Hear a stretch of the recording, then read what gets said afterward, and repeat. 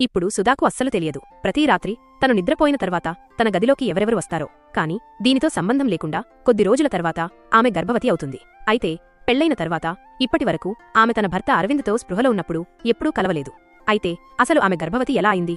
ఇదే ప్రశ్న ఆమెను లోలోపల తొలిచేస్తోంది. కాని ఒక రాత్రి సుధా అకస్మాత్తుగా నిద్రలేచి నీళ్లు తాగడానికి కిందకు వచ్చినప్పుడు పక్కగది నుండి ఏదో కదలిక వినిపిస్తుంది. ఆమె అక్కడికి వెళ్లి చూస్తే లోపల తన భర్త మరియు వారి పనివాడు సంపత్ ఏదో విచిత్రమైన పని చేస్తున్నారు. అప్పుడే అక్కడికి అరవిందొచ్చి ఆమెతో అంటాడు, నాకు అమ్మాయిలంటే అస్సలు ఆసక్తి లేదు. ఇప్పటివరకు నేను నిన్ను కనీసం తాకను కూడా లేదు. సుధా అడుగుతుంది, అయితే నేను గర్భవతి ఎలా అయ్యాను? అప్పుడే అక్కడికి సంపత్ వస్తాడు. అతన్ని చూసి సుధా బహుశా ఇతనే ఏదో చేసి ఉంటాడు అని అనుకుంటుంది. కాని అప్పుడే అరవింద్ అంటాడు, సంపత్ ఏమీ చేయలేదు. అసలు విషయమేంటంటే మా అమ్మ ప్రతి రాత్రి నీ పాలలో నిద్రమాత్ర కలిపేది. ఆ తర్వాత నువ్వు నిద్రపోయిన తర్వాత గదిలోకి మా నాన్న వచ్చేవాడు.